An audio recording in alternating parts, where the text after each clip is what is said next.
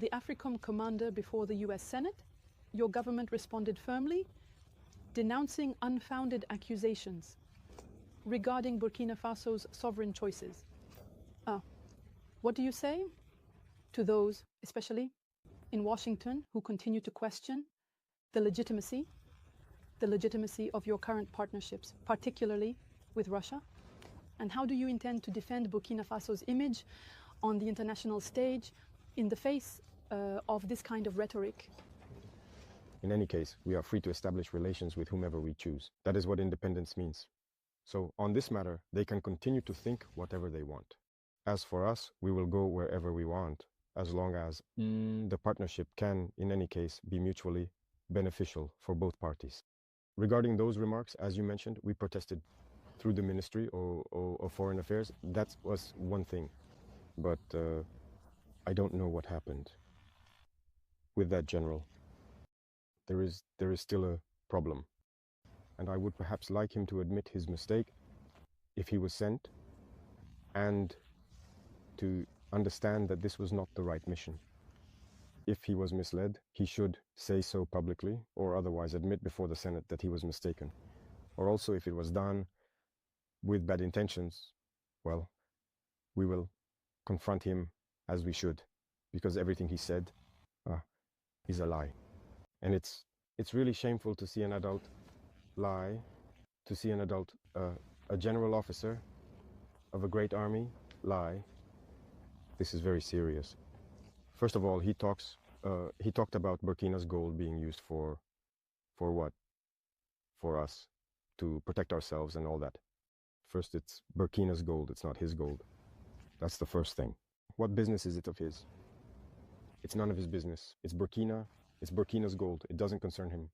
Second thing, he's lying. Because Burkina never had any gold reserves until we came. We were the ones who started setting aside gold in the treasury of Burkina Faso. Otherwise, there wasn't a single gram of gold reserves in Burkina. So that means he's a liar, again. And another thing, when he says that, we use it to protect ourselves and all that. We're free. If the people have decided that we should govern them, we have a duty to protect ourselves. So we are free. What business is it of his? And the part that hurt me the most, not because he's a general or because he's American or anything like that, but because he's black. And it really hurts to see a black man being used to fight against another black man. And this didn't start just now. It has to stop. You see, it's very dangerous. Even Libya, who destroyed Libya, once again they used a black man. He should look at himself in the mirror, feel ashamed, come out and say, well, I was given a false report. I regret it. He needs to say it publicly. If it was a false report, then it was made, because it's possible.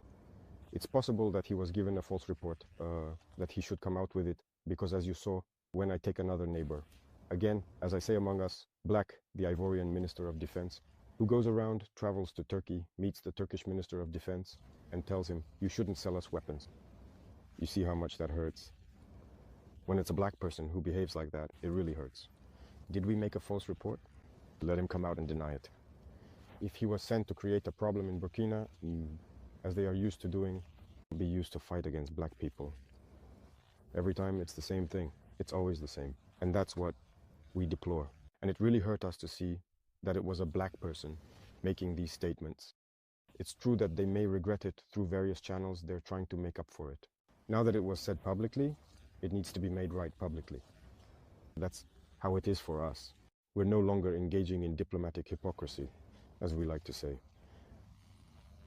Saying things loudly and clearly, and then coming back later to say, no, we're sorry, we didn't mean it. That's not enough. It needs to be said publicly. So I invite them to make amends, to say it publicly, because African youth have understood. Black youth around the world have understood. This kind of manipulation doesn't work anymore. That's how it's always been, using false pretexts in hopes of achieving other goals. That doesn't work anymore. So it's unfortunate, but Burkina Faso is staying true to its path. We will continue to develop. And he forgot to mention everything we are doing for Burkina Faso. What we are doing, no other regime has accomplished. That's it, the socio-economic development of Burkina Faso, who has done, look, we are building many health centers, equipping them with medical devices for examinations and lowering the costs of medical tests. Which regime has done the same? No one.